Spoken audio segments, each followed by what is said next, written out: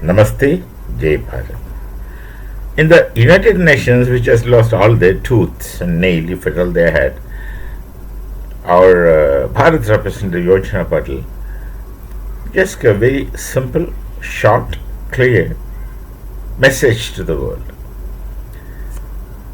She was bold, but prior to her, that Pakistani representative was talking utter nonsense, and she gave such bold statements, just destroyed their presentation, saying that your defense minister himself agrees in a television interview that you were supporting, funding, facilitating, and training terrorism. I would say I'm willfully saying training terrorism, creating terrorists, training terrorism for last 30 years, according to his own version.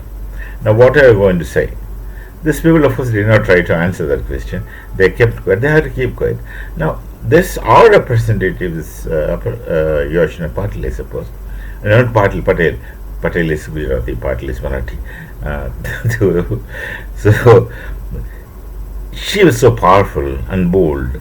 Just, why? Because she was speaking the truth. When you speak truth, you can put your eyes in the other person's eyes and speak formidably, because you are speaking the truth. You have a special kind of moral courage when you speak truth. You can't, if so long as you are a sensible human being, sensible in the sense, even the minimum kind of sensible human being, you just can't tell lies. You can't look into the person's eyes and tell lies, so long as there is some kind of human qualities you have. Maybe minus some person, but you just can't look into the eyes of a person and say lies. You will look away because you know what you're doing is not right. Which is somehow you are conscious, somewhere to some extent, maybe a very, very fraction of a thing, but to some extent you know that you are not you're not speaking the truth. So it has to be created, and to speak a truth, you have to make an effort. It doesn't come spontaneously. What comes spontaneously is a conviction. You don't need a script to speak, because you speak of things that you think as true. You speak of things that you believe in, and you speak of things which you are conscious of being the right thing to do. So you just speak normally and naturally. You don't hesitate for words. You don't have to search a hand for ideas. It's there. It comes one after another in some kind of sequence. Maybe you can rearrange subsequently, but then many people don't do it because that's not needed. That you just come out spontaneously. It's because you speak the truth. You're genuine. Such people would really speak strongly, and it's not easy to resist that. That's precisely what happened in the United Nations. And the United Nations has lost all its tooth and nail, I told you.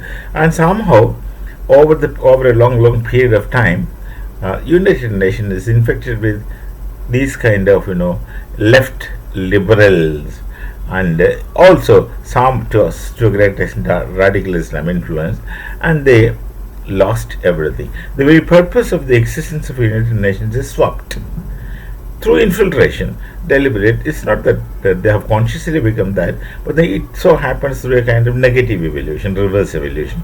It's not evolution. If I borrow the word from Sri Aurobindo in a different context, what he speaks, it should be called as involution, not evolution.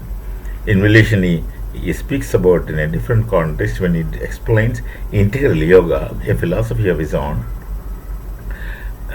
which may be not available to the entire world, but it's a very interesting integral yoga. So this is some kind of an involution, the reverse evolution. Telling lies is not easy, however hard you try, but you keep telling lies. There's also another thought that you keep repeating lies, so you repeatedly. For some people, at least, it appeals as truth. That's also there, but nonetheless, the UN had lost its significance, and many of us have these thoughts. Why the hell should we also fund this UN?